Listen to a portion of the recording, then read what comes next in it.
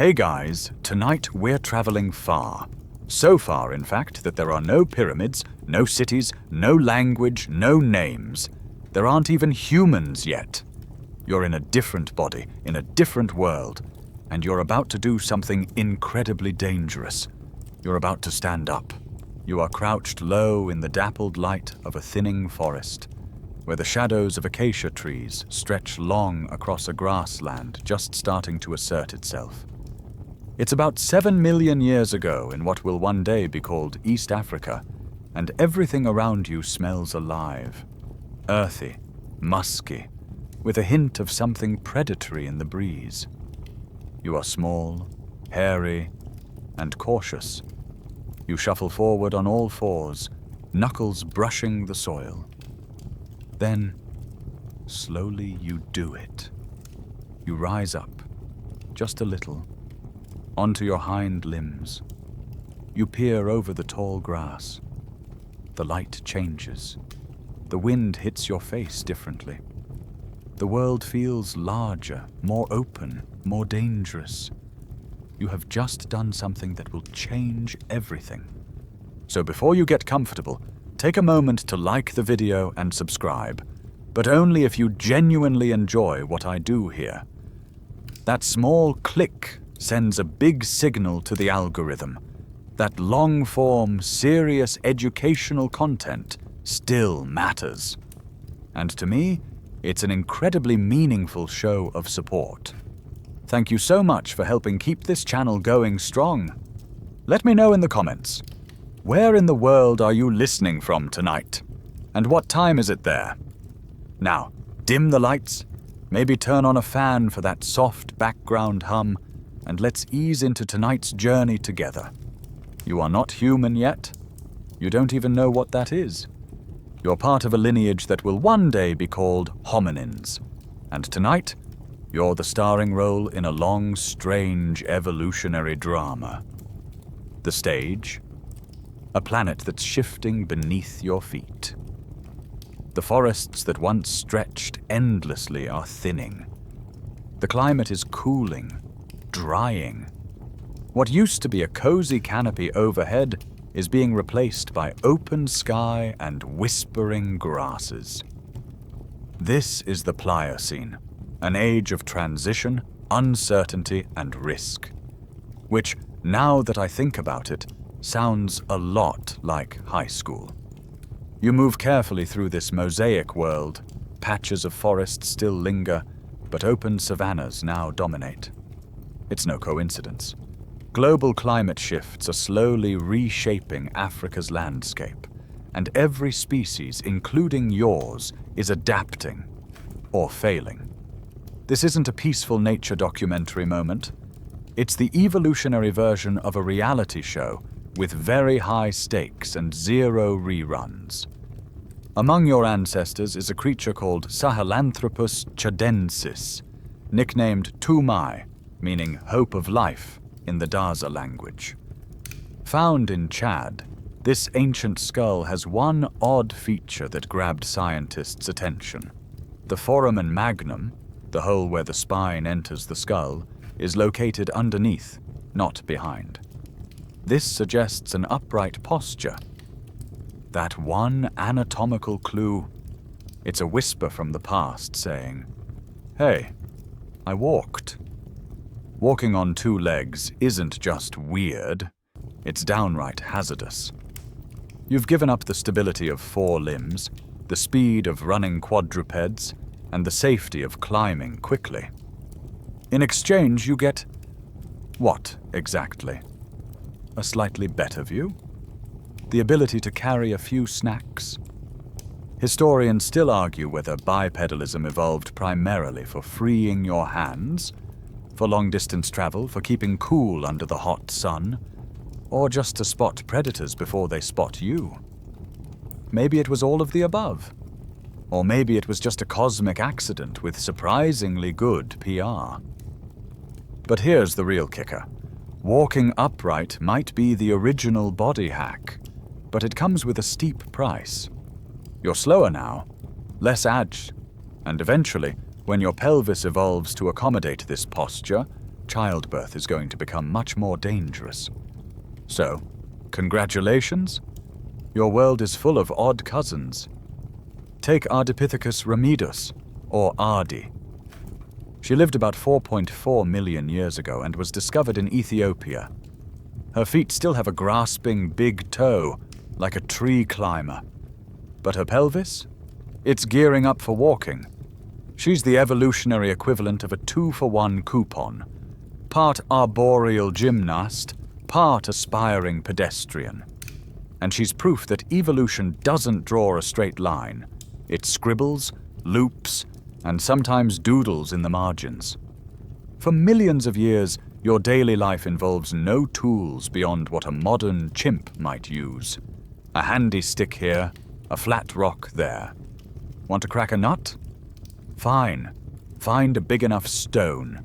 Need termites? Easy. Poke around with a twig. The most complex tool in your possession is a good memory for where the leopards sleep. You are deeply attuned to your world, your senses honed, your muscles efficient. But you haven't yet changed anything beyond your own body. You haven't reshaped a single object with intent. The stick you use is still just a stick. The stone, still a stone. There's no craftsmanship, no foresight, no, what if I hit this? Just so.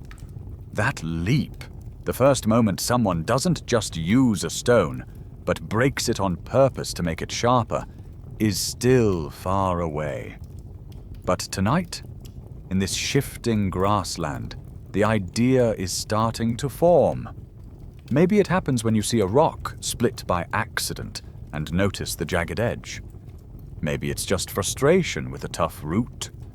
Or hunger. Hunger is a powerful innovator. Whatever the reason, your hands, now free thanks to your upright stance, have started to linger on certain stones. Your fingers run over the edges. Your mind, still quiet and instinctual, is beginning to grasp something strange and new, that the world around you is not just a stage, it's raw material. And in time, you won't just survive in this place, you'll start to reshape it. For now, though, you wander on, a small, upright ape with an uncertain future. But already, your body tells a story of change. You've risen onto 2 legs. Your hands are no longer needed for walking. They're waiting. Waiting to build, to break, to create. And soon, very soon, you'll pick up a rock. And instead of using it as is, you'll strike it. Deliberately. A spark, not of fire, but of thought. That's when everything will change. The carcass is still warm. You crouch nearby, hidden by tall yellow grass. The lion is gone, dragged away by the scent of another rival, perhaps, or just full from the kill. A pair of hyenas had their turn too. You waited. You watched.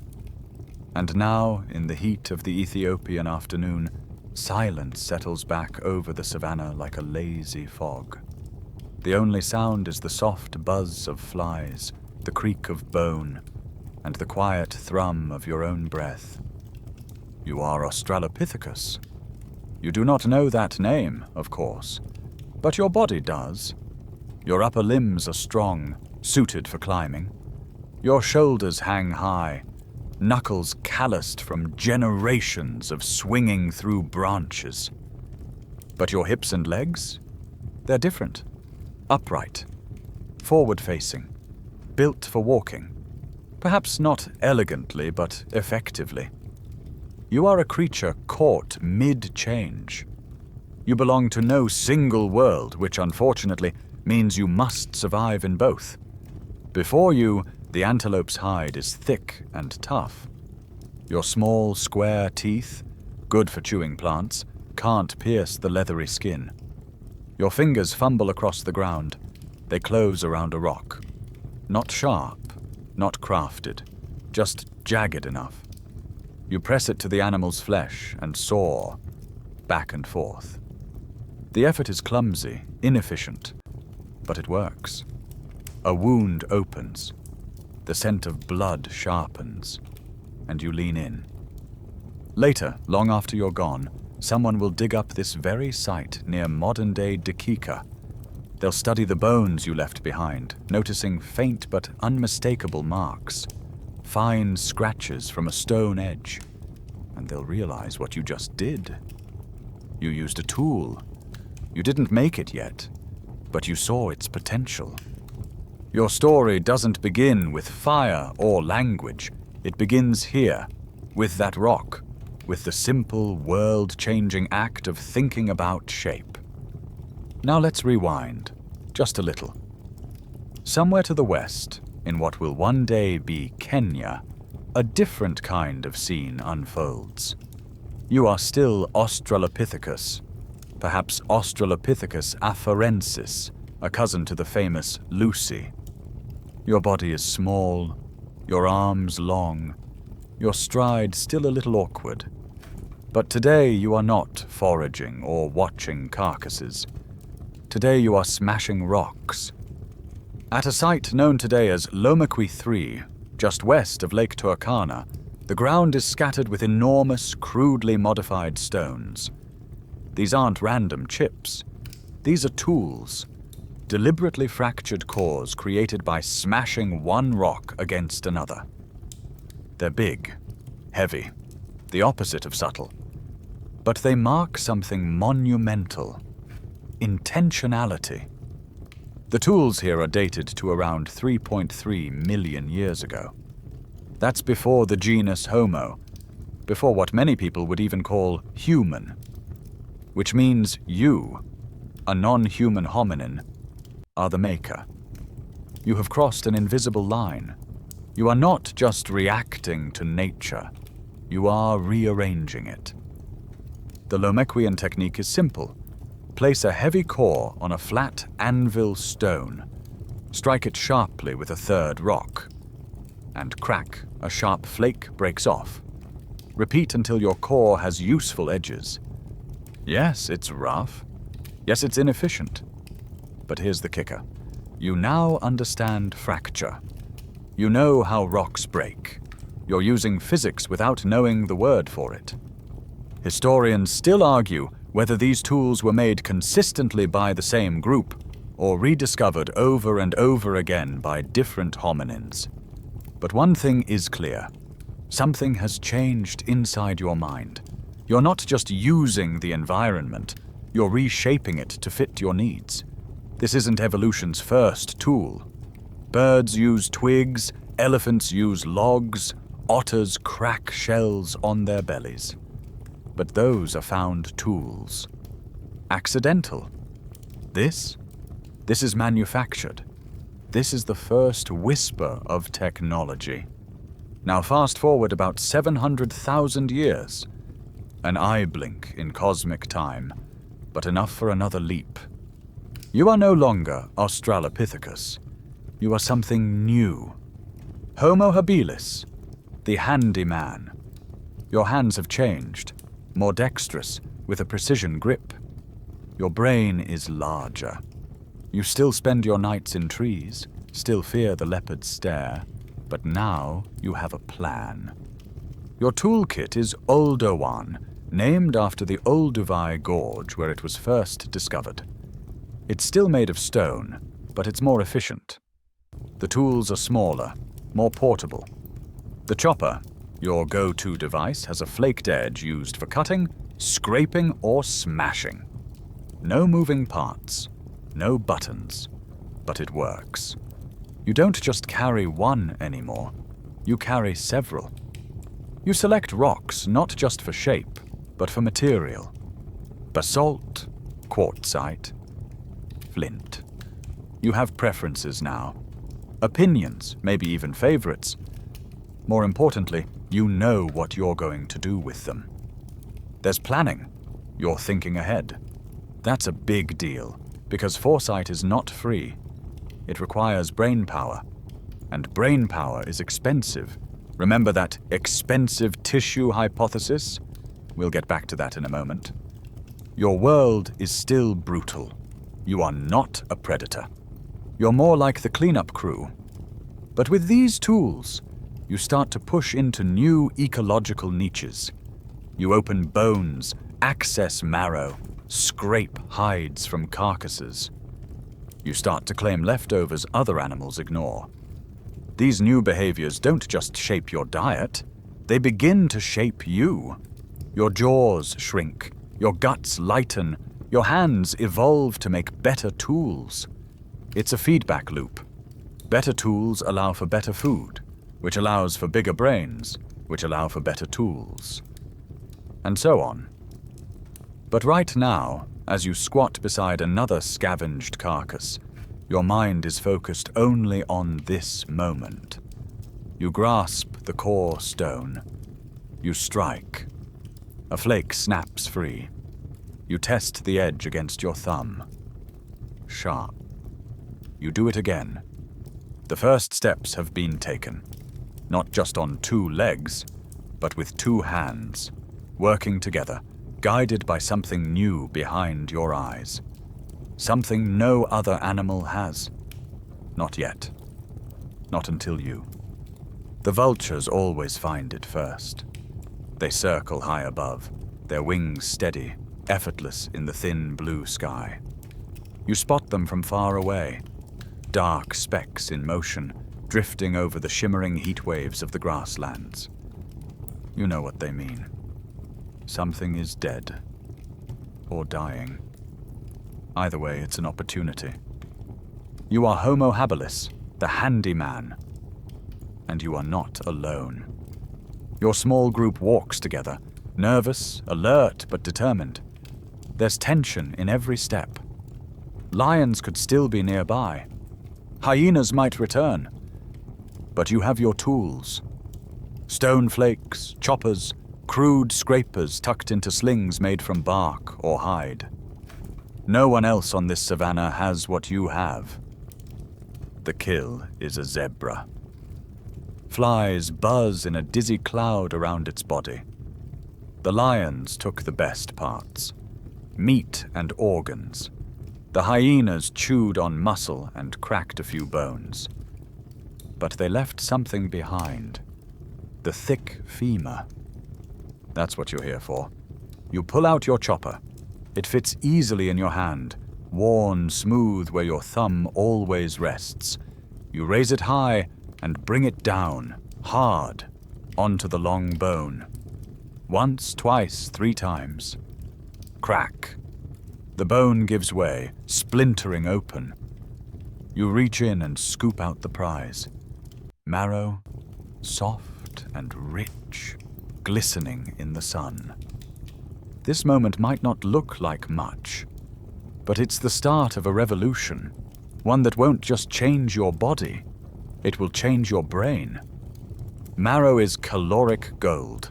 It's packed with fat, exactly what your growing mind needs. See, brains are greedy little organs. They consume about 20% of your body's energy, and they're picky eaters.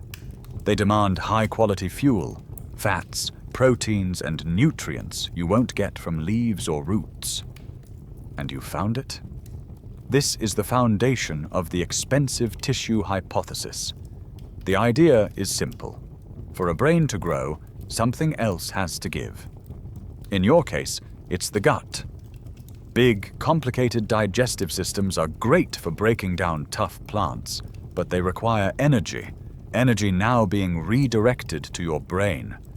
Your smaller gut works just fine, thanks to the high-quality foods your tools help you access. It's a biological trade-off. Less digestion, more cognition. You're not just getting smarter by accident, you're evolving around your menu. But let's not pretend this new lifestyle is easy. You are still not a top predator. Far from it. You're a scavenger, an opportunist, picking your way through what the stronger hunters leave behind. You need good timing, clever thinking, and a whole lot of nerve. You're often interrupted mid-meal by a leopard's growl or the glint of a hyena's teeth. You don't fight. You flee. And yet, that strategy works, because scavenging rewards the observant, the social, the communicative. You and your band rely on subtle cues, a glance, a grunt, a gesture. You point, you wait, you learn to read each other's intentions. This is the birthplace of collaboration, of language even, if only in its earliest form. Let's take a moment to admire your tools again. The Oldowan toolkit isn't fancy, but it's effective. You've learned how to flake off razor-sharp edges for slicing hide. You've discovered that thicker flakes work better for muscle. Heavy cores are perfect for smashing bone. These are no longer just rocks. They're specialized instruments, chosen and shaped with purpose. You know where to find good stone. You remember where the water holes are? You predict the patterns of migration and follow the vultures like an airborne GPS system. That's not just instinct. That's learning. That's strategy. And then, another leap. You are now Homo erectus. It's been nearly 500,000 years since your days as habilis, and a lot has changed. Your legs are long and powerful. You walk with a smooth, upright gait. Your body is taller, leaner, better suited to long-distance travel. And your brain? It's doubled in size. You're carrying the same Oldowan toolkit, but now some of your peers are experimenting with new designs. You're about to invent the Acheulean handax, a story for later. For now, what matters is that feedback loop we mentioned earlier. Bigger brains mean better tools mean more food. More food fuels even bigger brains, and so the cycle spins faster and faster. But here's the kicker. Brain size isn't everything. It's also about what you do with it. And what you're doing now is revolutionary, because you're not just wandering, you're planning. You're seeking out carcasses with precision. You're dividing tasks among group members. Someone watches for predators. Someone breaks bone. Someone feeds the children. You don't think of it this way, but you are forming the early outlines of what we'll one day call society. And that society begins to spread. Because this new body, this long-legged, long-striding form, is built not for sprinting like a cheetah, but for endurance. You can walk for hours, days. You can run your prey to exhaustion if you need to. You are becoming a nomad. You've already left footprints far beyond your ancestral home. Fossils of Homo erectus have been found in Georgia, Indonesia, even China. But we'll come to that soon. Right now, back in Africa, the air is dry. The sky is red with dust. You sit with your group near a river's edge, scraping flesh from a scavenged antelope. A child nearby mimics your motion with a pebble. An elder hands you a different flake, sharper. The marrow drips warm onto your hand. You don't know it, but inside your skull, changes are already underway. Neural connections multiplying. Memory centers expanding. Prefrontal cortex blossoming with potential. You're not just surviving anymore, you're building momentum. Soon your feet will carry you out of Africa, but you won't be drifting aimlessly. This time, you'll move with purpose. And wherever you go, your hands will carry a toolkit, your belly a new kind of hunger, and your brain a fire waiting to ignite. Your feet hit the sand first. It's cool and soft beneath you, the wind tugging gently at your hair as you stare out at an unfamiliar horizon. Behind you lies Africa, the only world your ancestors have ever known. Before you stretches the Levant, with its strange scents, strange animals and strange trees. You pause for a moment, then you step forward. You are Homo erectus. and you are the first of your kind to leave the birthplace of humanity. This journey doesn't feel historic. It doesn't feel epic. It feels normal. You're following the herds, just like your parents did. Food is scarcer than it used to be, so you move. Slowly. Over generations. No one packs their bags or says goodbye. But before long, your children are born in a different land. They grow up never having seen the African plains. They belong to a new world now. The route you've taken might have been through the Nile corridor, northward, shaded by riverbanks and papyrus. Or maybe you crossed the Bab el-Mandeb Strait, back when the waters were lower and the journey seemed a little less suicidal. Historians still argue which path you chose first. Frankly, you're too busy not starving to care about the debate. What matters is that you've arrived, and you're adapting. Your body is a marvel. Long legs, arched feet, spring-loaded ankles. Your posture is fully upright, your stride easy and efficient. You can travel farther in a day than your Australopithecine ancestors could in a week. You're not fast like a lion, but you can endure. You are the original long-distance runner. And that, weirdly enough, is one of your greatest evolutionary superpowers. You settle where there's food, water, shelter. You learn new plants, new seasons. You test unknown fruits. Sometimes with disastrous results. You track unfamiliar animals. You make mistakes, but you adapt. That's what you do best. At Dmanisi, in what we now call Georgia, you leave your mark. Archaeologists will one day uncover your bones. Skulls with smaller brains than expected, teeth worn down from years of chewing tough meat and fibrous roots. But they'll also find evidence of care, an elderly individual missing most of their teeth, clearly fed and protected by others long after they could fend for themselves. Compassion, even then. Farther east, in what is now Indonesia, you become Java Man. You cross rivers, traverse jungles, and carve out a life on islands that echo with the cries of strange birds. In China, near Zhoukoudian, you make camp in caves that shelter you from freezing winters. Here, you are known as Peking Man. And yes, if you're keeping track, you now live on 3 different continents. Not bad for a species without a passport or Google Maps. And you do all this with the same old toolkit, flakes and choppers, occasionally upgraded but fundamentally unchanged. No handaxes out here. That beautiful Acheulean craftsmanship, it rarely shows up east of India. This absence puzzles modern scientists. They call the divide the Mobius line, an invisible boundary where advanced tool culture seems to vanish. Why? No one's quite sure. Maybe the raw materials were different. Maybe it was cultural drift. Or maybe, just maybe, some groups of Homo erectus weren't ready for the next leap. Evolution doesn't run on a schedule. Still, even with basic tools, your adaptability is astounding. You survive cold and heat, forest and savanna. You figure out how to hunt wild pigs in Java and how to scavenge deer in the Caucasus. You learn to dig tubers, to track elephants, to avoid tigers.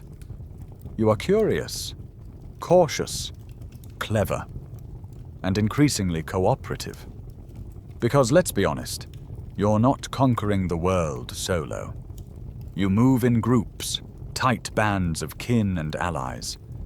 Together, you carry the elderly, guard the fire, share the meat, and teach your young. You are slowly weaving something new, culture, the beginnings of tradition, of memory passed not just in genes, but in gestures and habits. Your mind is more than instinct now. It's beginning to imagine things, routes, seasons, dangers not yet arrived. And when you chip away at a stone, You're not just reacting, you're planning. You're seeing a shape that doesn't exist yet. You are a sculptor in training. And back in Africa, something extraordinary is brewing. Other hominins have remained behind. They didn't follow you out, not yet. But they're watching, learning, improving. And while you roam wide with your trusty flakes, they're perfecting a new tool. A symmetrical, beautiful teardrop-shaped device that will one day come to symbolize all of human prehistory. The handax. It's not here yet, not in your hands. But the idea is forming. The whispers of more refined thought are echoing through the campsites of Africa. Soon, stone will no longer just be broken. It will be designed. But for now, you walk. The wind is at your back. The stars shift slightly in the sky, unfamiliar but comforting. You clutch your worn chopper, your fire flickering behind you, and set off into the next valley. You've crossed a continent, and you didn't even mean to. That's how history begins sometimes. You sit by the edge of a stream, the sun warm on your shoulders. The water chuckles over the rocks beside you. In your lap rests a heavy, oval stone, smooth, fine-grained, and dense. In your right hand, you grip a hammerstone. You're not hungry. You're not in danger. You're not even rushed. You're here to create something. You are Homo erectus, but a different kind than before. You've evolved slowly and subtly, over hundreds of thousands of years. Your hands are stronger, more precise. Your mind more deliberate. You aren't just surviving anymore. You are thinking ahead, visualizing, practicing. You rotate the stone in your hand, examining its curves, its ridges. Then you strike, not randomly, intentionally. A flake comes off, then another. You flip it, angle it, strike again. You're shaping it, coaxing it. What you're making isn't just sharp. It's symmetrical, teardrop-shaped, balanced, and beautiful. This is the Acheulean handax. You've made a Swiss army knife for the Stone Age. You can butcher animals with it, scrape hides, dig for roots, chop wood, and hammer bones. It's multi-purpose, durable, and if you're lucky, reusable. But what really sets it apart isn't the function, it's the form. Because this tool requires something new from your brain, a mental blueprint.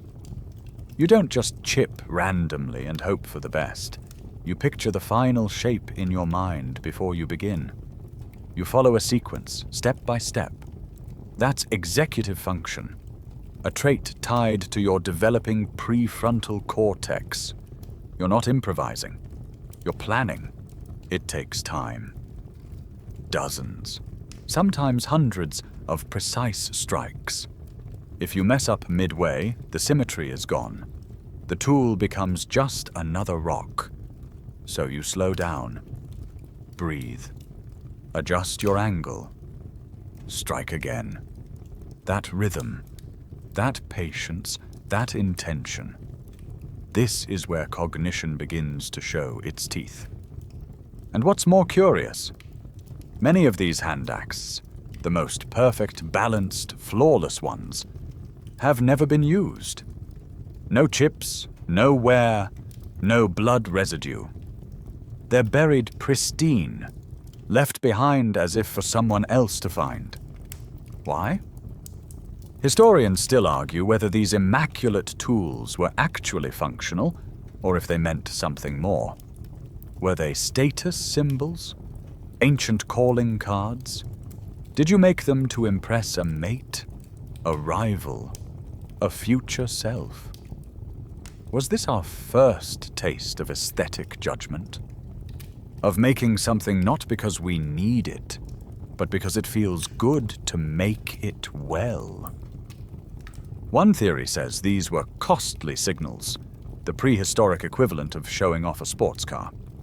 If you could afford the time, skill, and raw material to craft the perfect handax, it meant you were clever, resourceful, and a good provider. Which apparently was extremely hot in the lower Paleolithic dating scene. Another theory is even more radical. Maybe these tools had symbolic value.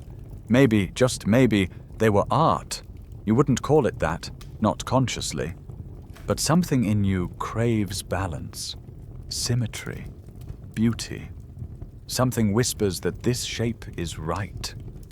And that whisper may be the earliest echo of what will one day become painting, music, language, poetry. And yet, not all humans embraced the handax. To the east of northern India, they vanish. This mysterious boundary is known as the Mobius line. West of it, in Africa and Europe, handaxes dominate. East of it, across much of Asia, you're back to the simpler tools of the older one style. Was it a resource issue? Cultural preference? A separate tradition? Or maybe handax is just never caught on among some traveling groups. Trends don't always go global. Still, wherever they're made, handaxes remain remarkably consistent for over 1 million years. Think about that. Your ancestors had a favorite design and stuck with it longer than any modern tech company has kept a logo. And why not? It worked. It was elegant, and it was yours. This new level of skill doesn't exist in isolation. It shows up in other areas of your life, too. Your hunting becomes more coordinated. You wait in ambush, flank prey, strategize. You know how to dig a pit or lead a herd toward a cliff. Your communication improves. Not language, not yet, but gestures, tones, facial expressions. You begin to share ideas, stories even, around the fire. Ah, yes, the fire. You don't make it yourself. Not yet. But you guard it carefully. You carry embers in bark bundles. You feed it with twigs and dried dung. It keeps you warm, scares predators, lights the dark. And someday soon, someone in your lineage will figure out how to summon it with nothing but wood, friction, and patience. But even now, it changes your life. Because around that fire, you have time. Time to sit, to think, to plan, to teach. You show your child how to shape a handax, not by lecture, but by demonstration. You place their hand on the core, guide the first blow. They flinch. The flake pops free. They smile. That's how tradition is born. Not with words, but with movement. And as the sun dips low behind the trees, you stare at your newest creation. The edges glint in the light. It's sharp enough to cut flesh, tough enough to break bone. But it's also beautiful, balanced. It feels right in your hand. You don't know it, but this object you've made will last longer than your bones. Someone, tens of thousands of years from now, will dig it up, turn it over in their hand and whisper, "They were clever. They were like us." But for now, you stand, tuck it into your pouch, and move on. A storm is building on the horizon. Night is falling fast. And soon, you'll need something even more powerful than stone. Soon, you will tame fire itself. The night is no longer black. It dances, it crackles, it glows. You are sitting in a circle of light, your legs pulled close to your chest, your eyes wide.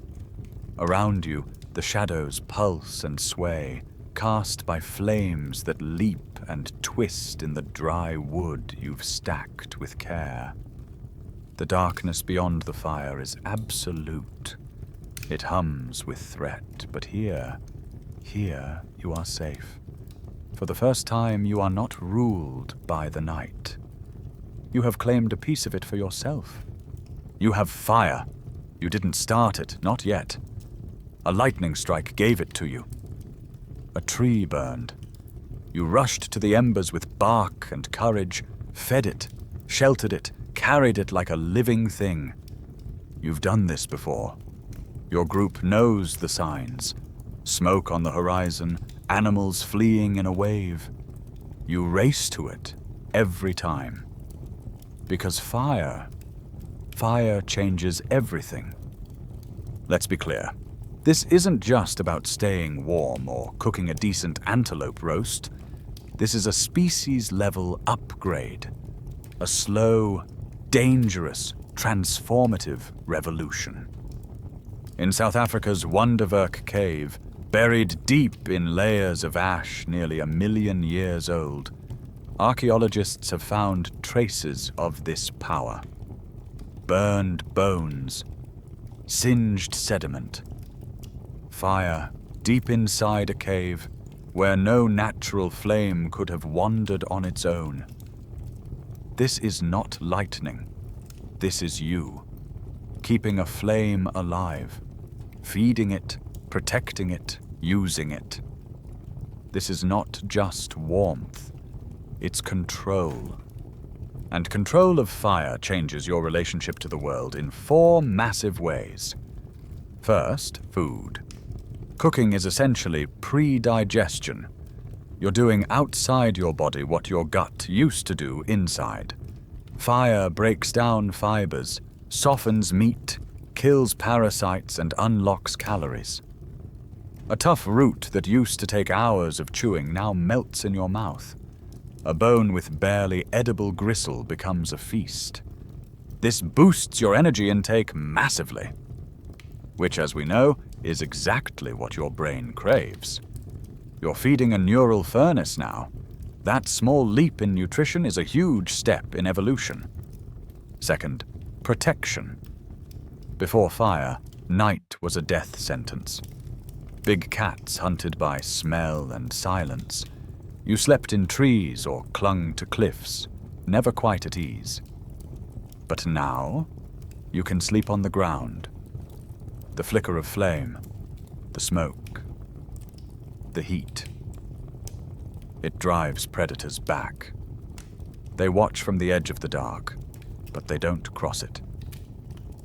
You've drawn a line they won't pass. You've made a perimeter. Third, warmth. You're not limited to warm valleys anymore. You can survive cold nights, wind-blown plains, even high-altitude caves. You're mobile in a way no other primate is. Fire allows you to expand, to adapt to harsh new climates, to carry your home with you, not in stone or wood, but in embers. And fourth, perhaps most profoundly, fire creates time. Before fire, when the sun went down, so did your day.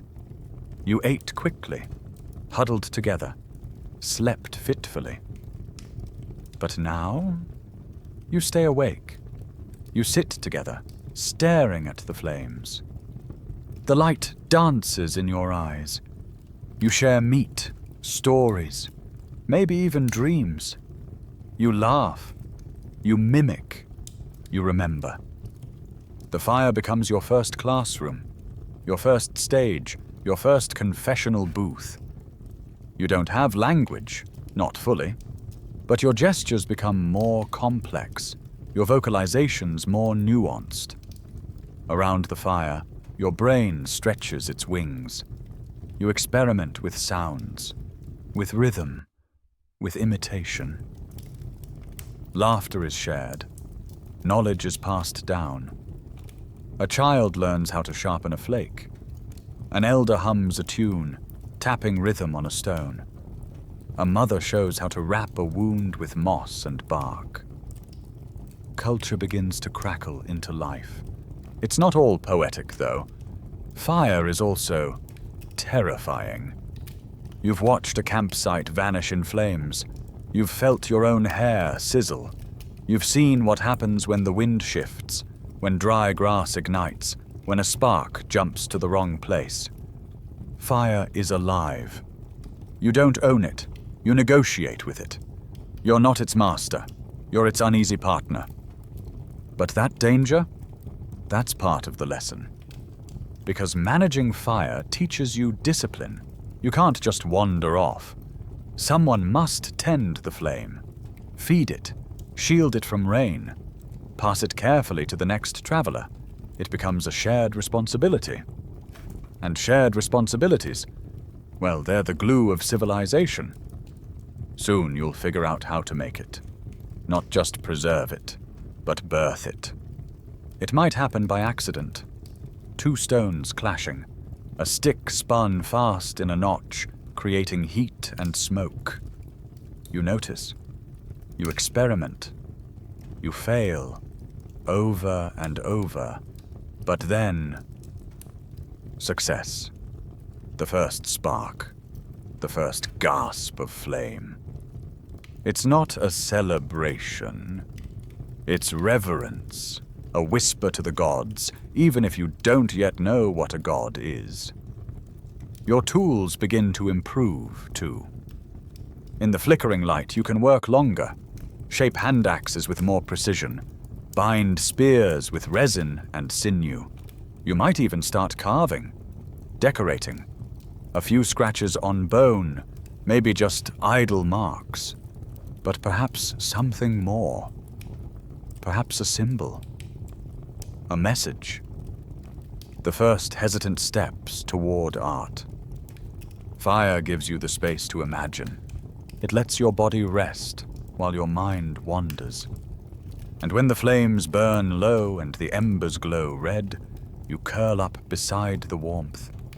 You close your eyes not in fear, but in comfort. There's a world beyond the firelight. Yes, but tonight, it is held at bay. Tomorrow you'll wake to smoke-scented hair and glowing coals. Tomorrow you'll build new tools, hunt new prey, teach new children. But tonight, under the stars, you are something no other animal dares to be. You are awake in the dark. The wind smells like horses. You crouch low in the reeds, your knees wet from the marshy ground. The herd is close now, dozens of wild horses, their nostrils flaring, tails twitching at unseen flies. They haven't spotted you yet. Not you, or the others hidden along the edge of the clearing. You can see the glint of spear tips through the brush, just barely. Everyone is waiting, watching. Then a hand signal. Silent, subtle. The time is now. You rise. Not alone, but as part of a coordinated burst of motion. Spears raised, feet pounding, voices raised in a sudden, terrifying cry. The horses panic. They scatter, hooves thundering over the soft earth, except for the few you've corralled between the humans and the lake. They run the only way they can, straight into a trap. You are Homo heidelbergensis, and this is not scavenging. This is not luck. This is a hunt, planned, rehearsed, and executed with precision. You've become something new. It's about 400,000 years ago, near what will one day be Schoningen, Germany. In your hands, you carry a marvel of engineering. A 6-foot spear carved from the trunk of a spruce tree. Its weight is balanced, its point fire-hardened to a gleaming edge. It didn't happen by accident. Someone selected the wood, stripped the bark, shaped it for hours, and held it to the flames just long enough to strengthen, not burn it. That takes knowledge, memory, craft. These are not sharpened sticks. These are weapons, and they prove something profound. You are no longer simply reacting to your world. You are mastering it. Your kind appeared around 700,000 years ago, bridging the gap between Homo erectus and the species that will come next, Homo neanderthalensis and Homo sapiens. But you are more than just a transitional fossil. You are a milestone, a fork in the evolutionary road. Your brain is large, nearly as big as a modern human's. Your body is strong and adaptable. You spread across continents, Africa, Europe, parts of Asia. You are resourceful, social, and increasingly complex. And nowhere is that complexity more haunting than in a cave in Spain. It's called Cima de los Huesos, the pit of bones. Tucked deep within the Atapuerca Mountains, it holds the remains of at least 28 individuals, all Homo heidelbergensis. The bones are old, around 430,000 years, and there are a lot of them. Not scattered, not weathered, but intentionally placed. You didn't just fall in. There's only one way in or out of the pit. A narrow vertical shaft 15 meters down. Carrying one body down would be hard. Carrying 28? That's effort. That's intention. And then there's the pink handax. Among all the bones lies a single, beautifully crafted tool made of rosy quartzite. It's unlike the others. Unused, unworn, almost delicate. Researchers call it Excalibur, because apparently even archaeologists get poetic sometimes. But the question remains, why was it there? Historians still argue whether this was an early funeral rite, a place of reverence, or just a freak landslide. But the fact that you left a gift, a deliberately made object, suggests something else. A glimmer of ritual, of meaning, of belief. Maybe you didn't just bury the dead. Maybe you mourned them. Maybe you believed in something beyond. There are other signs, too. In your campsites, we see circles of stones, perhaps windbreaks, perhaps foundations. Hearths carefully built and rebuilt. Tool caches organized by type and size. These aren't the random habits of instinct. They're systems, patterns, culture. You work with fire, not just to stay warm, but to process material. You harden wood. You cook roots. You roast meat. You might even be using pitch, pine resin distilled over fire, to bind spearheads to shafts. That's early chemistry. That's experimentation. Your tools are better than ever. Your hand axes are thinner, more refined. Some of you are experimenting with flakes and prepared cores, early whispers of the technologies to come. You teach your children. You learn from your elders. You know which stone makes the best edge and where to find it. But your greatest tool isn't in your hands. It's your group. Hunting a horse with a stick doesn't work unless you trust the person beside you. Unless you know they'll hold the line, shout when it's time, strike when it matters. You must coordinate, anticipate. That demands communication. Something more than grunts and gestures. Maybe not language as we know it, but something close. You're not just surviving as individuals, you're thriving as a community. That cooperation extends to care. You've found ways to support the sick, the wounded, the elderly. Your group moves together, shelters together, eats together. When one member falters, the others help. You don't have a word for it yet, but the emotion is real. Compassion. So tonight, you sit around your fire, a successful hunt behind you. Children gnaw on roasted bone. Elders retell the tale with broad gestures and proud grunts. Someone sharpens a spear in the flickering light. Another stares into the flames, lost in thought. You are not yet human in the modern sense. But the pieces are here. The planning, the tools, the memory, the mourning. And soon, your lineage will split. One branch will remain in Europe and become stockier, colder climate specialists, the Neanderthals. The other will stay in Africa, growing lighter, more gracile, and eventually more imaginative. But both will carry your legacy, because you, Homo heidelbergensis, are not a primitive shadow. You are the thinker, the hunter, the ancestor. The cave is quiet, but not empty.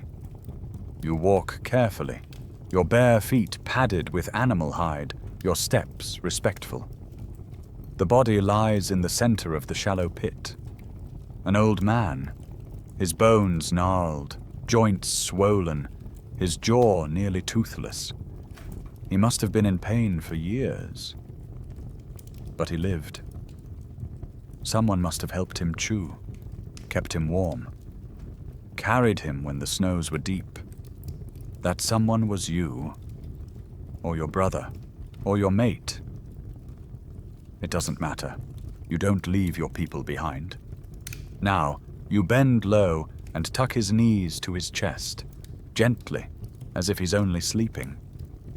Around the grave, the group is silent, watching, waiting. You sprinkle dust over him, maybe place a stone, or a flower, or something you wore, just for him. You are a Neanderthal. You've heard the myths, probably. Not you, of course, but us. In the modern world, people once thought of you as brutish, dumb, hunched, club-wielding cavemen with vacant stares and permanent grunts. That's what early reconstruction suggested. Awkward, slow, savage. But they were wrong. They judged you by your bones, badly misinterpreted ones at that, and ignored everything else. In truth, you are intelligent, complex, skilled, and perhaps more emotionally rich than anyone gave you credit for. You lived across Europe and Western Asia from roughly 4,000 to 40,000 years ago. You survived ice ages, glaciers, bitter cold, and you did it well. Your body is built for the chill. Broad chest, short limbs, stocky, powerful frame. That's not clumsiness. It's insulation. You carry heat better than any hominin before you. Your nose is wide, built to warm, frozen air before it reaches your lungs. Your muscles are thick, your bones dense. You are a survival machine, but not a cold one. Let's talk tools. You don't just bash things with rocks. You use the Levallois technique, a complex multi-step method for preparing a stone core and striking off flakes with predictable shapes and sizes. It's like prehistoric 3D printing. Efficient, standardized. You shape scrapers, points, notches. You haft them onto wooden shafts with animal sinew and birch tar. Yes, tar. You figured out how to distill pitch from bark, likely by accident, and then repeated the process on purpose. That's early chemistry. That's brilliant. You hunt in coordinated groups. Big game. Mammoths, woolly rhinos, bison. You plan ambushes, drive herds into traps, and work together to bring them down. You don't waste much. You process hides into clothing, fitted and warm, thanks to awls and bone needles. You prepare meat and fat for the cold months. You likely store food, too, in pits or cool caves. You are not chasing dinner. You are strategizing your survival. And you care. The old man of La Chapelle aux Saints, the one you just buried. He lived for years without teeth, without the ability to chew meat or forage tough roots. He was cared for, fed, protected. Same for the injured man in Shanidar Cave, Iraq. His skull was crushed, his arm withered. But he lived for decades. In this brutal ice age, the only way that happens is if someone else steps in and stays. You know pain, and you recognize it in others.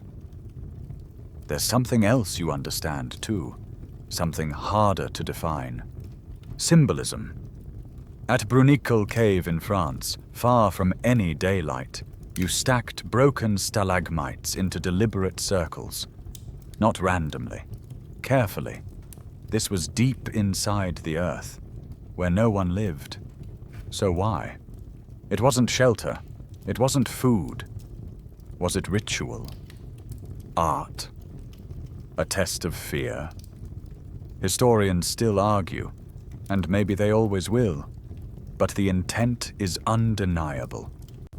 You made something that didn't need to be made, and you did it in darkness, where no one would see, except those you brought with you. At other sites, you collect eagle talons, clawed, beautiful, and wear them as pendants.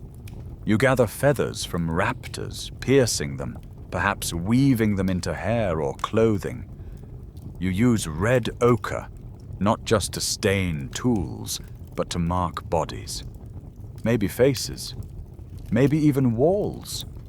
You're not just surviving anymore. You're expressing. And yes, you bury your dead. Not always. Not everywhere. But often enough, and deliberately enough, that it can't be ignored. Bodies placed in pits, limbs arranged, objects left behind.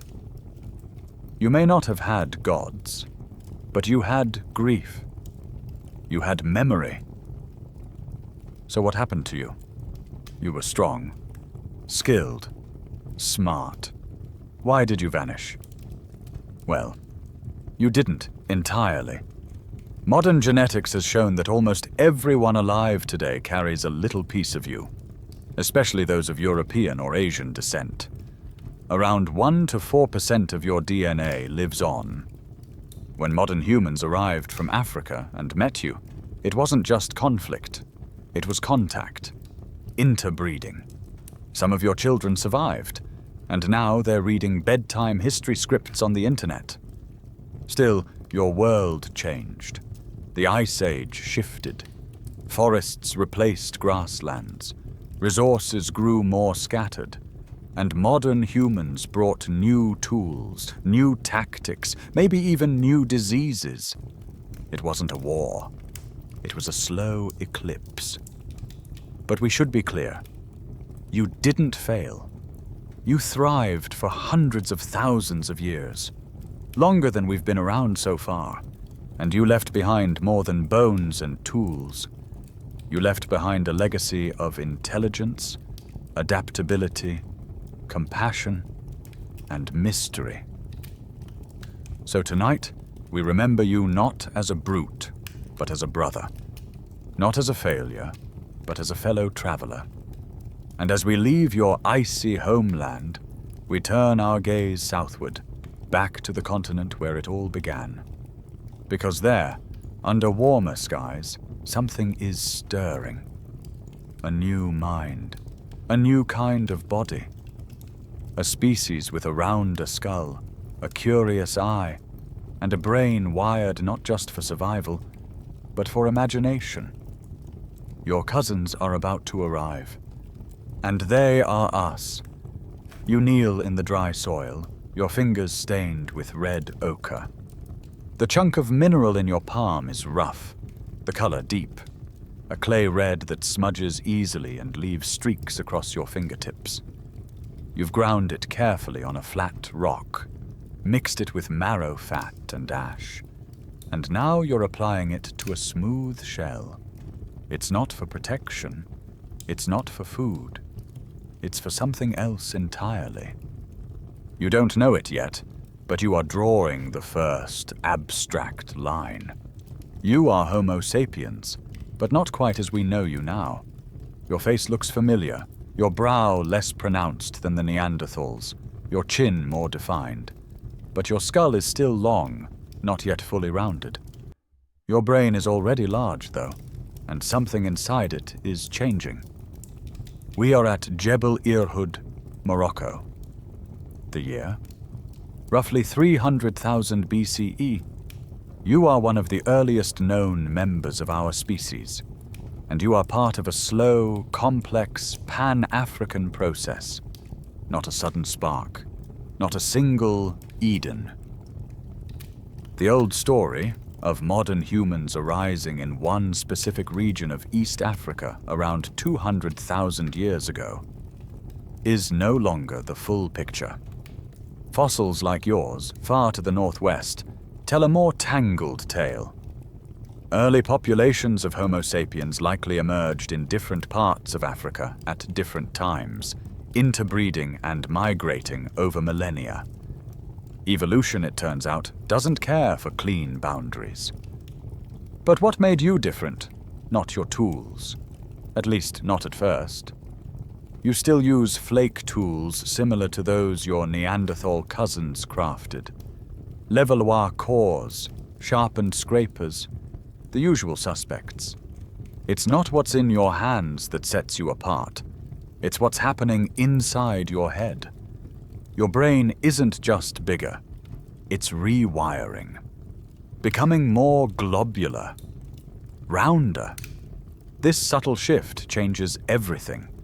It reorganizes key areas of the brain responsible for memory, language, and social understanding. You start seeing the world in patterns, in connections, in stories, and slowly, it begins to show. Far to the south, on the cliffs above the Indian Ocean, you make camp at Pinnacle Point. It's around 164,000 years ago. Here, you regularly harvest shellfish, roast them over fire, and dip into the rich coastal pantry. This diet, abundant in omega-3 fatty acids and other brain-fueling nutrients, may play a role in what's coming next. Because something new begins to emerge, symbolic behavior. You pick up ochre, not just as a stain, but as a medium. You grind it, mix it, apply it to shells, to tools, maybe even your skin. And in Blombos Cave, just a few hundred kilometers away, you etch it. On slabs of ochre dating from 75,000 to 100,000 years ago, you scratch deliberate patterns, crosshatches, grids, intersecting lines. These aren't doodles. These are designs. Historians still argue whether they represent meaning or simply decoration. But either way, they're abstract, intentional. They mean something to someone. You don't stop there. You take small sea snail shells, Nasarius kraussianus, and pierce them one by one to string into necklaces. Not for warmth, not for utility, but for display, for identity, for culture. This is the beginning of art, of adornment, of self-expression, and maybe of language. The anatomy is already there. Your vocal tract is capable of complex sounds. Your brain can process syntax, metaphor, even tone. Whether you're speaking in words or elaborate gestures, the effect is the same. Shared thought. You can describe something that isn't here. You can talk about the past, warn of the future, tell someone what's inside your mind. That is revolutionary. You're also starting to plan differently, to organize your space. At Blombos, you create a workshop, a literal paint kit. You mix ochre with crushed bone, charcoal, and fat in abalone shells. You store your tools. You reuse your mixing stones. This isn't random behavior. It's a production line. You're thinking in systems now. You still hunt. You still gather. But the rhythm of your life is shifting. You return to the same sites, season after season. You dig storage pits. You leave offerings. You carve grooves into bone, not for function, but for counting, or marking time, or remembering. You're becoming cultural. You still share the earth with others. Neanderthals in Europe, Denisovans in Asia, even some lingering Homo erectus in remote regions. But you are different. You don't just adapt to environments, you imagine alternatives. You don't just react, you anticipate. And perhaps most importantly, you begin to see yourself as part of a story. A group member, a child of ancestors, a parent of descendants. And that mindset sets the stage for the next leap. Because the world is changing again. Temperatures are rising, ice is melting, forests shift, deserts breathe. And in 1,000 quiet moments, across 1,000 generations, the urge begins to stir, to move, to leave. And this time, it's not scavenging that pulls you. It's curiosity.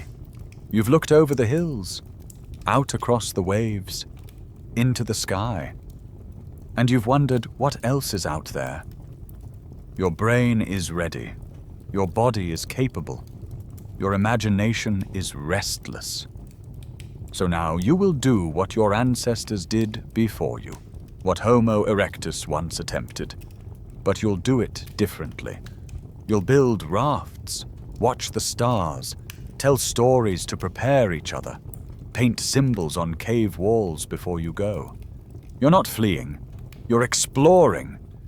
And as you step onto the sand, the sea behind you, the unknown ahead, you carry something no other species ever has. A symbolic mind, a dreaming mind, a human mind. You squint into the wind, the salt stinging your face. Behind you lies Africa, its warm cliffs and ochre-painted caves now a memory.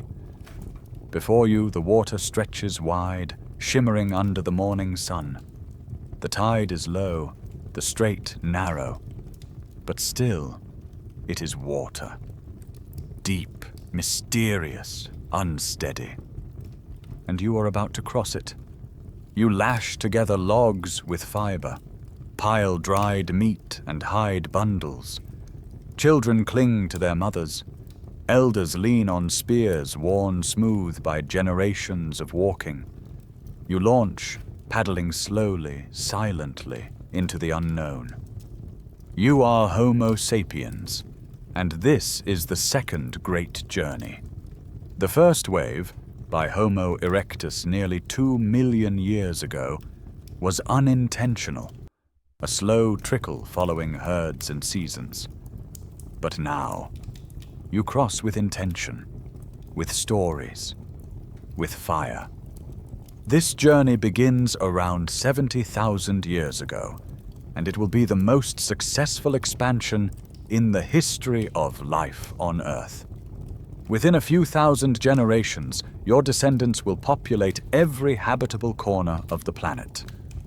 Your first major route is known today as the Southern Dispersal, a beachcomber's path hugging the coastlines of Arabia, India, and Southeast Asia. It's a genius move. The sea provides food year-round: shellfish, seaweed, fish, and seabirds. Your diet is stable, your movement efficient. You can walk for hundreds of miles and always find something familiar to eat. You leave behind shell middens, fish hooks carved from bone, and the first signs of watercraft. You begin to live with the sea, not just near it. And then, the leap. You cross into Australia. Yes, Australia. A land filled with creatures you've never imagined. Marsupial lions, giant flightless birds, and Diprotodon, a wombat the size of a car. Getting there means crossing dozens of miles of open ocean. It requires coordinated rafts, group navigation, and the courage to paddle toward a horizon you cannot see. You make it. By around 65,000 years ago, you've arrived on the lost supercontinent of Sahul, a landmass that once connected Australia, New Guinea, and Tasmania. Here you settle, hunt, paint, and thrive. You also leave footprints, not just figurative ones, literal ones. Preserved in ancient lake beds, they show family groups moving together. Small children walking beside tall adults. And soon after, they leave another mark: extinction. Within a few millennia, many of the great Australian megafauna are gone. Some vanish with climate change. But others? Their bones lie beside your butchered fires. The truth is hard to face, but it's part of your story. This is the first time, though not the last, that humans change an entire ecosystem simply by arriving. Farther north, your kin move inland and east into the depths of Asia. You climb mountains, cross deserts, adapt to jungles and steppe. And there, in Siberia's frozen caves, you meet the Denisovans. They are different, yet familiar. Broad-boned, sturdy, probably fair-skinned. You don't fight. You interbreed. Your DNA mingles. And in time, you carry their genes with you. Modern Tibetans still carry a Denisovan adaptation for high-altitude breathing, a ghostly gift from a vanished cousin. You continue into China, across the forests of Southeast Asia, up into the Korean peninsula, down into the islands of Indonesia. You push, rest, settle, move again. And eventually, you reach Europe. It's about 45,000 years ago. The continent is cold and already occupied by the Neanderthals. You've met them before, maybe even long before now. But this time, something is different. You bring new tools, blades, not flakes, bone needles, dyes, ornaments. You bring language, possibly richer, faster, more fluid. And you bring imagination, symbols, songs, ideas that spread faster than fire. The Neanderthals hold on, for a time. You live side by side in some regions, trade, perhaps, or mimic each other's tool styles. In others, there is conflict. But in many places, the line between you blurs. Children are born with mixed features. Their legacy survives. In you. Because that's the great twist. You didn't replace your cousins. You absorbed them. Neanderthal DNA still lives in modern humans, especially in those from Europe and Asia. Denisovan traces too, especially in Melanesians and Aboriginal Australians. You didn't conquer the world alone.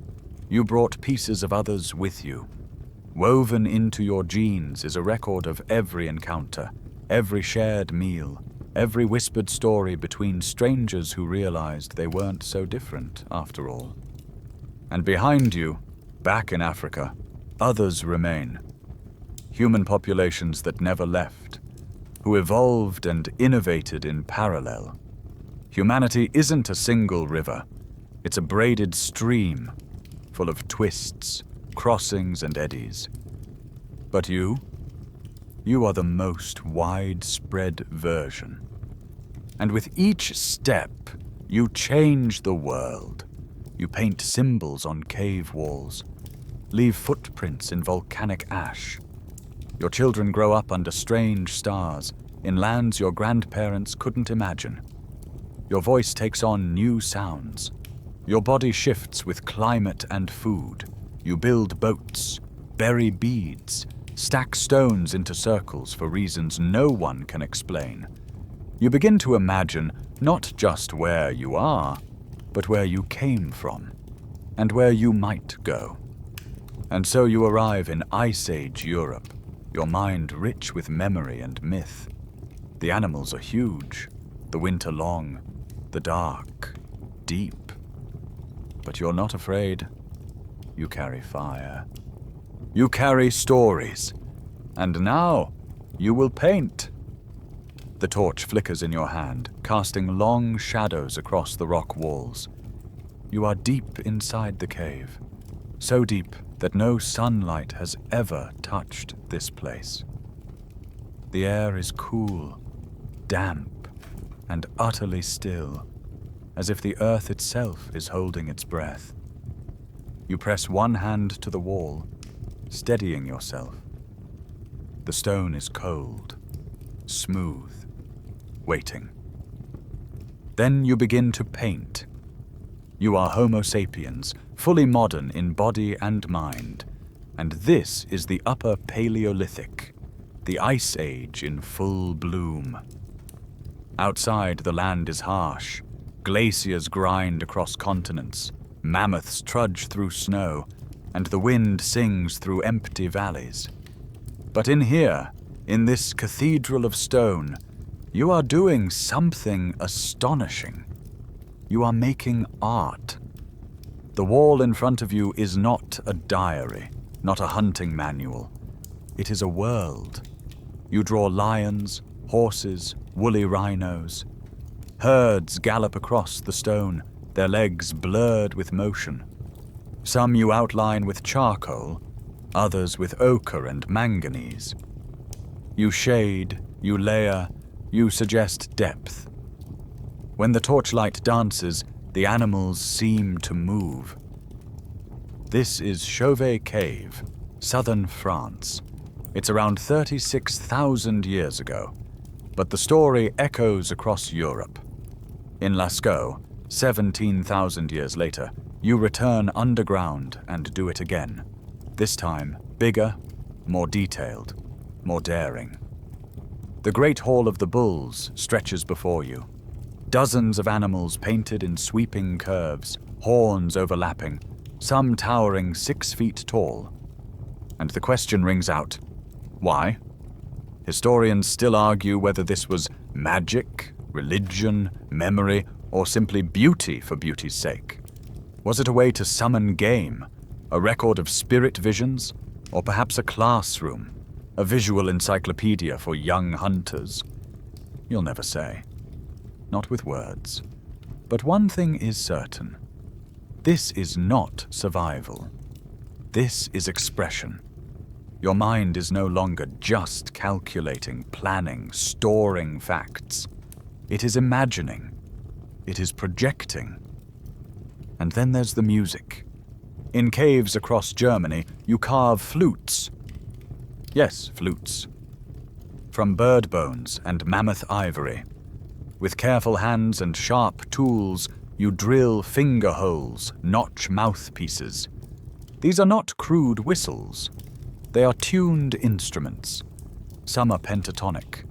You play melodies that float through the cavern air, bouncing off stone, echoing in chambers where you paint. You are not alone in your head anymore. You're sharing what you feel, with sound, with image, with movement. Outside the caves, your creativity continues. You carve small figurines from stone, ivory, and antler. One of the most famous is the Venus of Willendorf, a tiny female form with wide hips, full breasts, and no visible face. She's 30,000 years old, and she is not alone. Dozens of these so-called Venus figures are found from France to Russia. Are they fertility idols? Self-portraits? Religious symbols? Early pornography? We don't know, but they reveal something fundamental. You are starting to abstract the human form, to shape it to match ideas, not just appearances. And then there's the technology. The humble bone needle enters your life, and with it, a revolution. Now, instead of draping hides over your shoulders, you stitch tailored clothing. Fitted, warm, layered. You can survive colder climates. You can move with ease. You are no longer just adapting to your environment. You are engineering your way through it. You hunt with the atlatl, a spear thrower that adds power and distance. You fish with barbed harpoons. You build shelters of mammoth bone and turf, lined with furs, heated with fire pits. You live not just in caves, but in open plains, forests, river valleys. Your culture flourishes, not just in Europe, but everywhere. In Indonesia, you paint handprints and wild pigs on cave walls. In Siberia, you carve tiny animal figurines from ivory. In Africa, you decorate ostrich eggshells with geometric patterns. In South Asia, you engrave rocks with spirals and lines. Everywhere you go, you leave behind meaning. You name places, you tell stories, you teach your children not just how to survive, but why. You may not write, but you remember. And memory, shared, repeated, ritualized, is history. Your world is not silent. It is filled with drumbeats, chants, whistles, laughter around fires, weeping at graves, murmured prayers to unseen forces. Because now, for the first time, you don't just observe life, you try to understand it. And in doing so, you build the foundations of everything to come. You carry your knowledge across continents, through snowstorms and droughts, over rivers and through forests. You decorate your tools, your bodies, your dead. You give names, symbols, songs. And still, there is danger, because the world is entering its coldest, most brutal phase yet. The ice sheets are at their peak. Forests disappear. Deserts expand. Herds dwindle. The mammoths retreat. You must adapt again, or fade. But you are not the same being who once chipped a flake from a stone in Ethiopia. You are human now, in mind, in form, in soul. And as the wind howls across the empty tundra, your fire burns steady. Because you have something no storm can extinguish. You have imagination. The wind never stops. It slices across the plains, dry and razor sharp, pulling at the fur draped across your shoulders. Your eyelashes are crusted with ice. Your breath fogs and freezes. Around you, the land is white and endless. No trees, no cover, no color. Just snow, sky, and the howling cold. You are in what will one day be called Ukraine, around 24,000 years ago, in the heart of the last glacial maximum, the deepest freeze of the Ice Age. And you are alive. Barely. The mammoths have moved south, their tracks crusted over with snow. The rivers are locked under ice. There are no berries, no firewood, no forgiveness. But even here, in this unforgiving land, you've built something extraordinary. A home. You crouch at the entrance of your shelter, its walls made not from hide or timber, but from bone, mammoth bone. Dozens of massive skulls, femurs and tusks have been stacked and locked together, forming a dome-shaped hut. The gaps are filled with mud and turf, now frozen solid. Furs flap at the doorway. Inside, a small fire smolders, giving off more smoke than heat. It's not cozy, but it's shelter, and it is yours.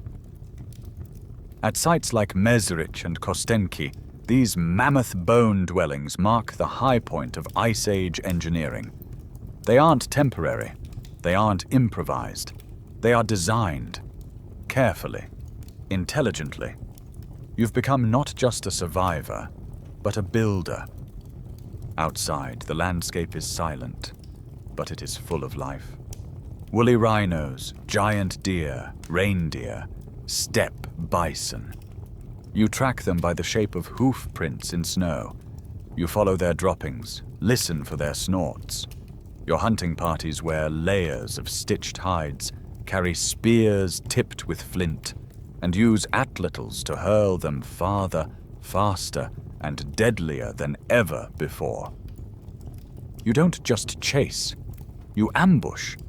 You understand wind direction, herd dynamics, bottlenecks. You work as a team. You signal. You wait. And when the kill is made, you waste nothing. Meat is eaten, organs shared, hide scraped, cleaned, and sewn. Bones become tent poles, beads, tools, fuel for the fire. Even the fat is used to make light, salve wounds, or coat your skin against the wind. You store what you can't eat in the earth. Deep pits, dug into the permafrost. The first freezes. Meat stays frozen for months. You cover it with stones and snow. You mark it so others won't stumble upon it and steal. Because this world teaches caution, not just toward animals, but toward other people. The population is shrinking. The cold is relentless. Entire bands disappear. Others merge, driven together by hunger, by climate, by chance. You find ways to cooperate, but not always. Resources are few. Territory matters. Sometimes there is violence. But more often, there is sharing. You gather at central places like Dolny Viestonic in what is now the Czech Republic. There, you trade. Stories, food, flint, antler, ochre, beads, shells carried from the sea hundreds of miles away. Someone brings a carving, tiny, perfect, of a lion, or a horse, or a woman. You marvel, you copy, you remember, because you still make art. Even now, especially now, when the world is coldest, your spirit burns brightest. You carve figurines from mammoth ivory and soft stone. You press symbols into clay. Yes, clay. Long before pottery is invented. You leave handprints in red and black on cave walls. You keep counting notches, repeating patterns, scratching lines whose meanings we still don't fully understand.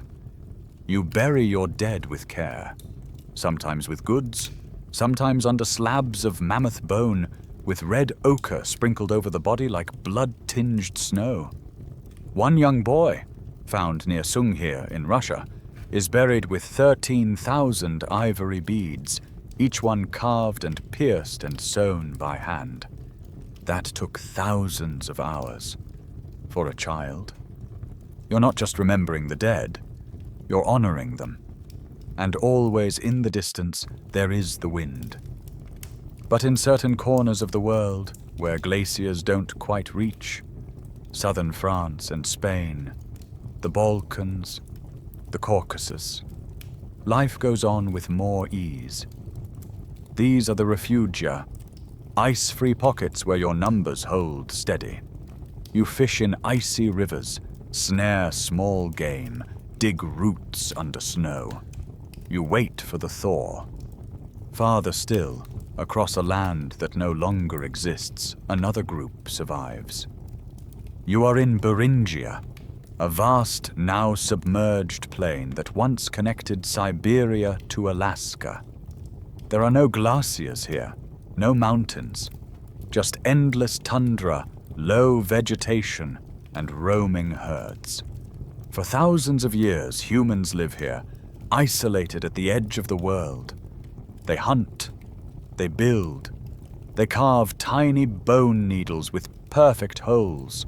They shape exquisite spear points. And eventually, when the ice finally retreats, they will move south and become the first Americans. But not yet. Because right now, the cold still reigns. The glaciers stretch down like teeth across the northern hemisphere. The sea levels have dropped over 120 meters. What was once shallow coastline is now dry land. You could walk from Ireland to France, from Russia to Alaska, from Indonesia to Australia. And you do.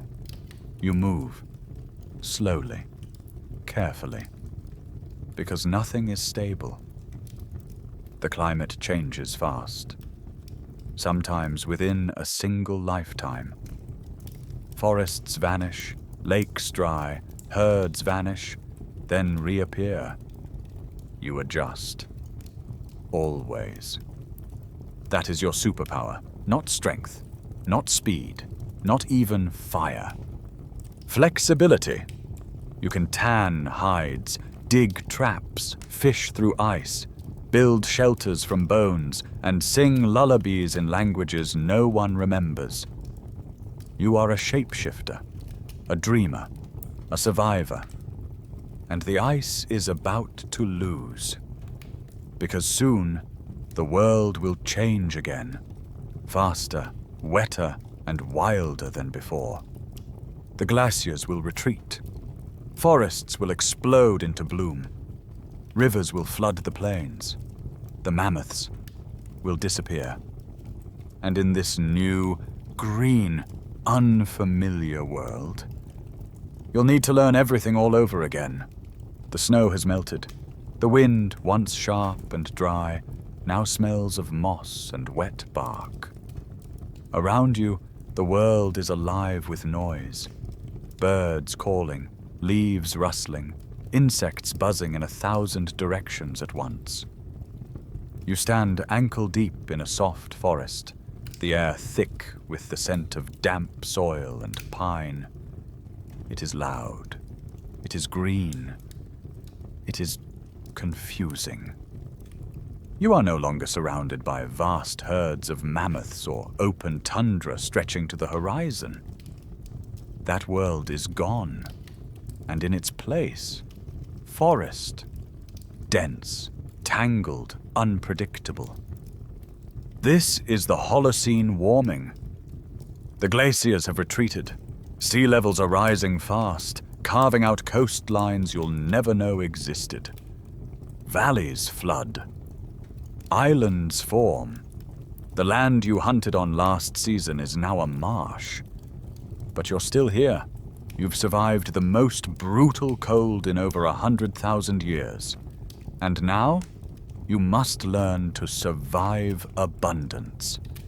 Welcome to the Mesolithic, the Middle Stone Age, a time of transition. But not one of hesitation. Because in this new world, you adapt again. As always, the open grasslands you once hunted on have given way to dense forests of oak, birch, and hazel. Big game is harder to find, harder to see, harder to kill. The reindeer are gone. The mammoths are gone. Even the woolly rhino has disappeared. In their place, red deer, wild boar, roe deer. Smaller, quicker, smarter. So you get smarter too. You hold in your hand a new kind of weapon. A bow. The shaft is curved and elegant, strung tight with sinew.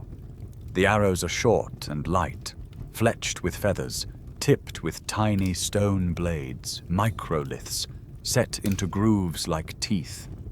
This is not brute force. This is finesse. Precision. You don't need to ambush a herd now. You can take down a single deer, alone, with one clean shot. And in the forest, that's what matters. Microliths are a quiet revolution. Tiny, standardized stone flakes, easier to carry, easier to replace, perfect for composite tools. You snap them into wooden handles to make knives, barbed harpoons, even fishing spears. Your toolkit isn't just lighter, it's modular. You can repair a broken weapon in minutes. You are now running the Stone Age's first multi-tool workshop. And then there's the water. With the melting ice, rivers swell, lakes form, coasts shift. The sea encroaches, swallowing ancient campsites. But instead of fleeing it, you embrace it. You become a fisher, a sailor, a water dweller.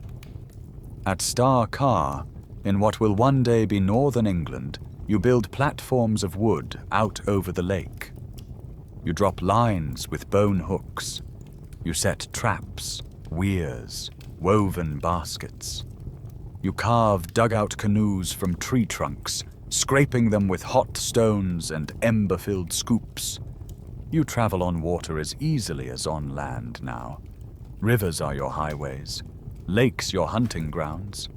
The ocean becomes a pantry filled with mussels, clams, and fish, too swift for your ancestors to dream of catching.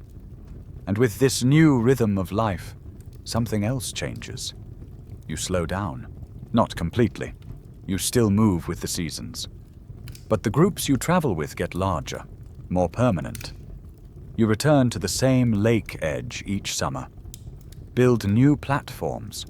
Repair the old ones. You leave behind tools, fire pits, garbage heaps that tell stories of long, patient living. You're not quite farming yet, but you are settling. And you're eating well. Your diet is more varied than ever. Meat, fish, nuts, berries, roots, grains, shellfish, even honey. You roast hazelnuts by the thousands. You ferment fruit into primitive alcohol. You smoke and dry meat. Your food isn't just fuel anymore. It's culture. And then, one night, something happens. A sound in the dark. A soft snarl. Movement just beyond the firelight. Your group tenses, spears in hand, but then a shape steps into view, tail wagging, ears forward. It is not a threat. It is a dog, not a wolf, not exactly.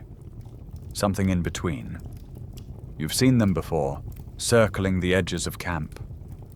Bold but cautious. Some chased off, others tolerated. And then, slowly, a bond formed. You share scraps. They share warmth. They alert you to danger, help track, help guard. This is the world's first domesticated animal, the only one to join your tribe before the farm, long before the barn. Your dog is not livestock. It is not meat. It is family. And just like that, your camp becomes something more, a home. These changes might seem subtle, but they're foundational. You haven't planted a seed yet, but your world is preparing you. You are learning to think in cycles. You return to the same berry patches each year. You burn underbrush to encourage hazel growth. You notice where grains grow thickest. You begin to wonder, what if we didn't leave at all? The forest teaches patience. The water teaches timing. The dog teaches trust. And all of it together leads you to the edge of a decision. Because one day the wild grasses you gather fail. A cold snap hits, or the herd doesn't return. You look at the handful of seeds in your pouch, the ones you saved.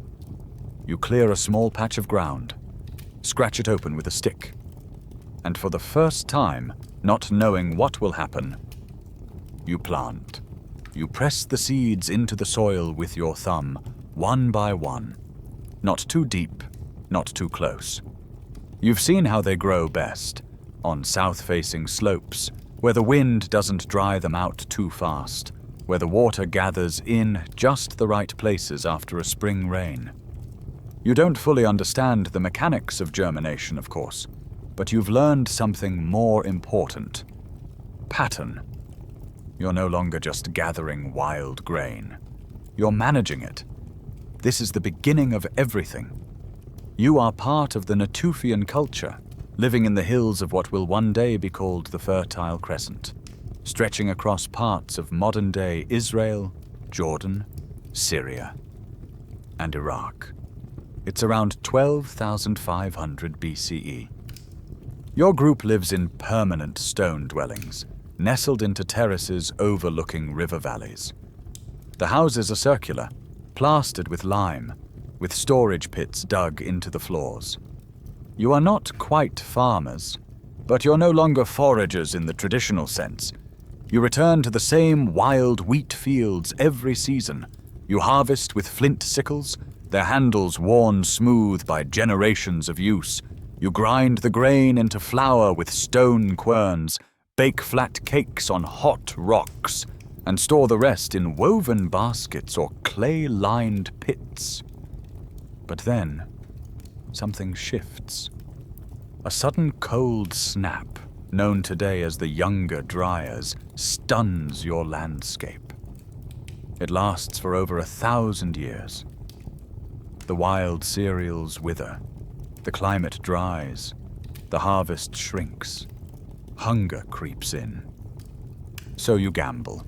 You take the seeds you saved, the best ones, the plumpest, the ones that didn't sprout in storage, and you plant them closer to home.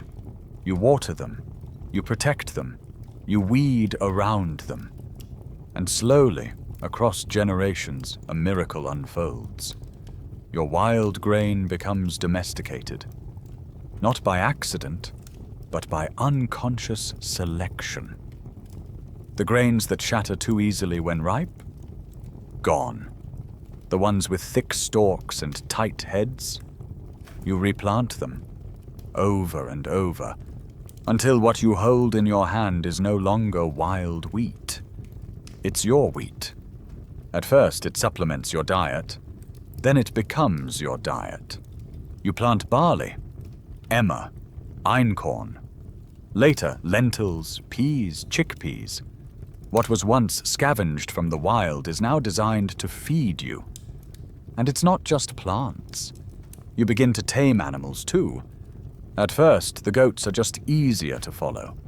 They return to familiar places, graze on nearby hills, sometimes sleep near your camp. You don't chase them anymore. You manage them. You kill only the males, let the females live, breed. Then you pen them in with sticks, tether them with fiber.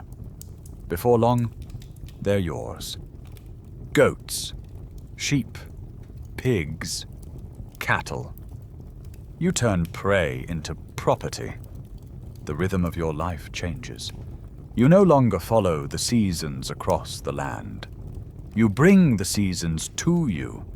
You plant in spring, weed in summer, harvest in fall, store in winter. Then you do it all again. The year becomes a circle. Your memory becomes a calendar. And that calendar needs a home. Your village grows, houses expand, storage rooms appear, granaries, workshops. You make pottery, not as art, but as infrastructure.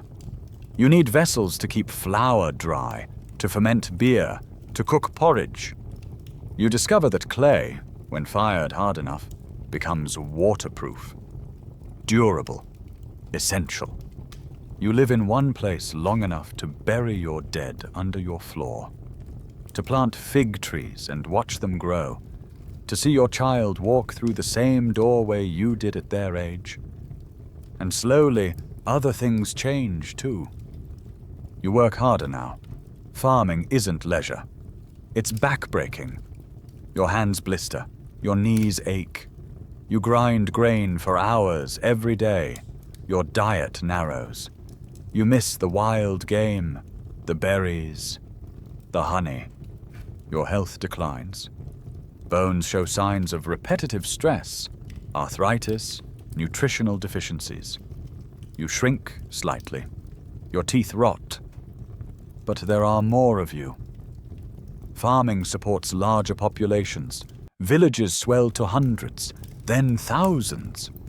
And with more people comes complexity. Not everyone farms.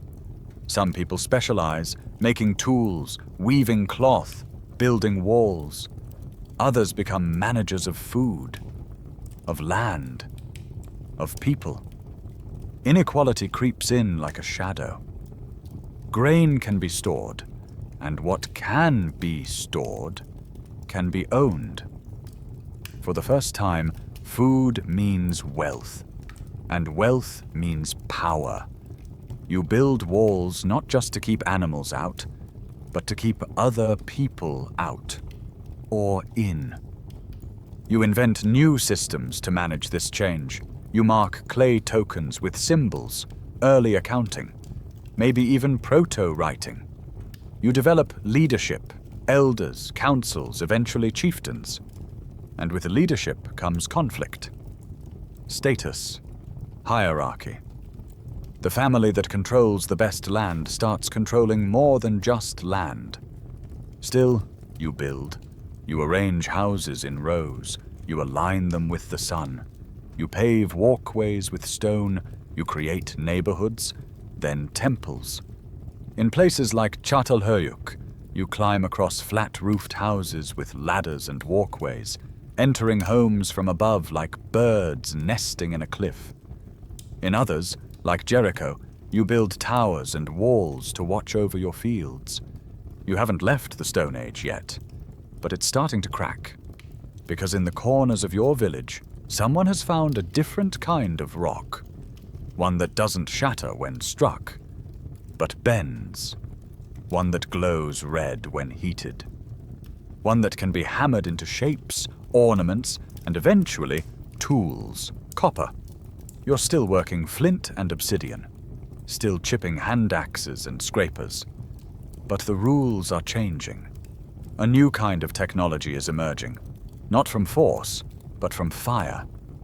And with it comes a new kind of human problem. Ambition.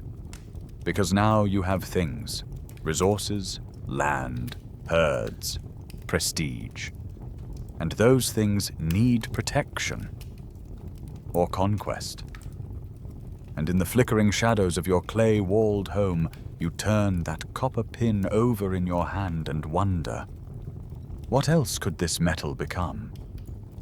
The copper glints in the firelight, reddish, smooth, almost soft beneath your thumb. You've been shaping stone your whole life, flint and obsidian napped to perfection, blades that could shave hair from your arm. But this is something else. It doesn't fracture. It yields. When you strike it, it flattens. When you heat it, it glows, softens, flows. You are a craftsman in a Neolithic town like Acheulean. The air is heavy with the scent of clay and ash. Your village bustles with hundreds of people, chickens clucking, dogs barking, children weaving rush mats by the hearth. Your walls are painted with bulls, vultures, and dancing figures. Above you, a ladder leads to the rooftop world of your neighbors. But inside, in this little corner of fire and shadow, you work metal for the very first time. You hammer a nugget of native copper into a bead.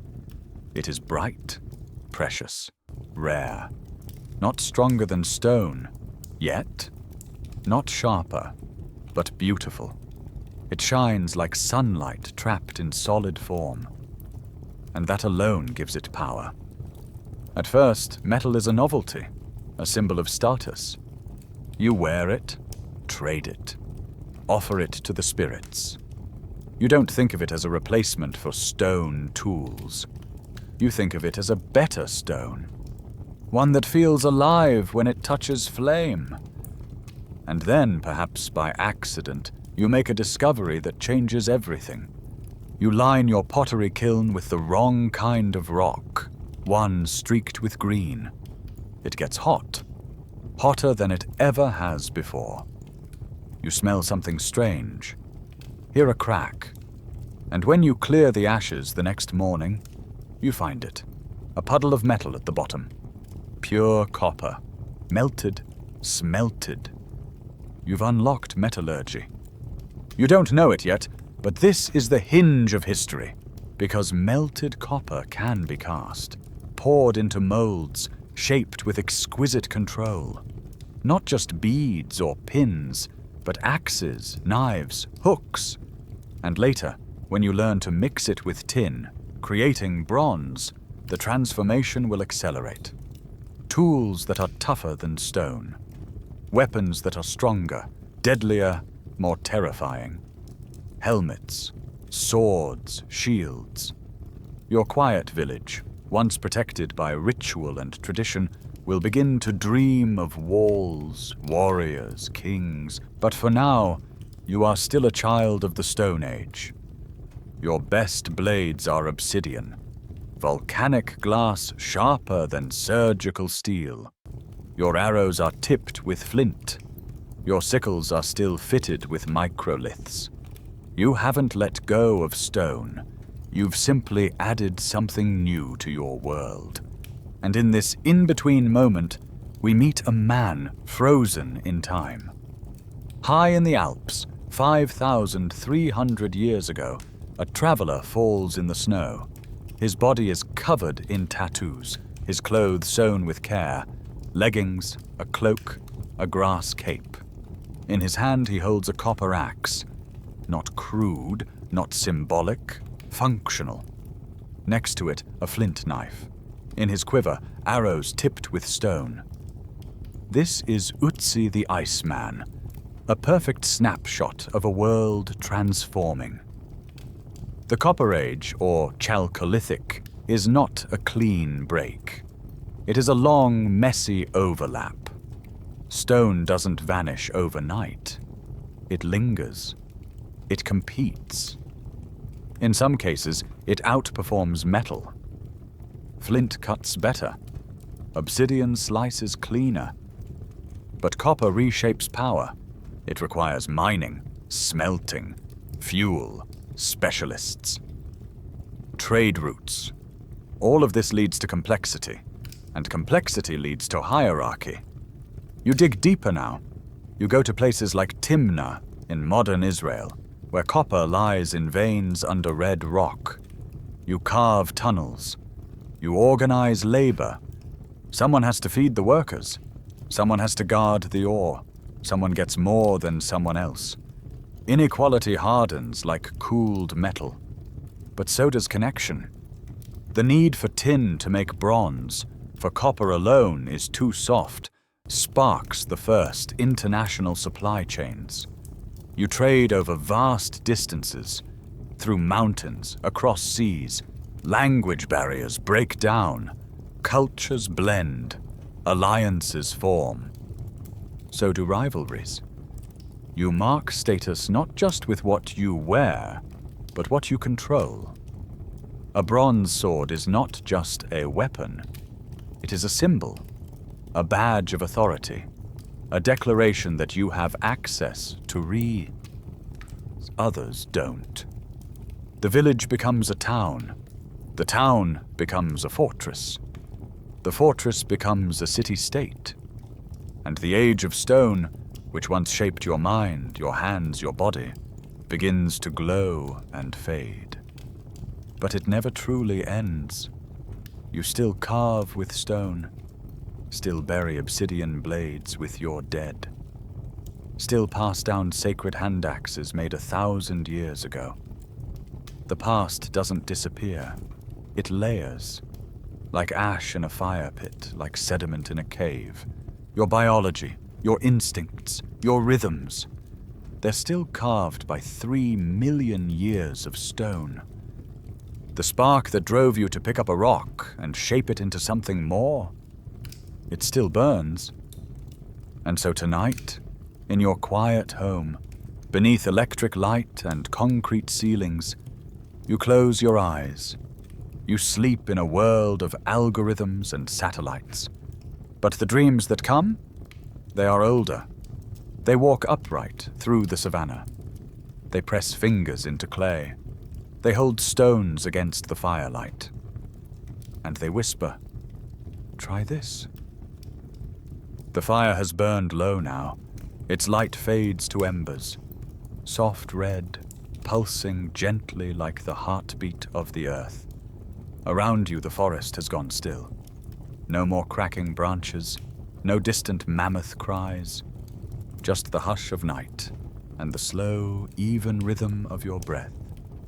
You've walked a long way to get here, from the first time you stood on 2 feet, uncertain and off balance, to the day your fingers struck stone with purpose, to the quiet, flickering glow where fire danced in your eyes for the first time.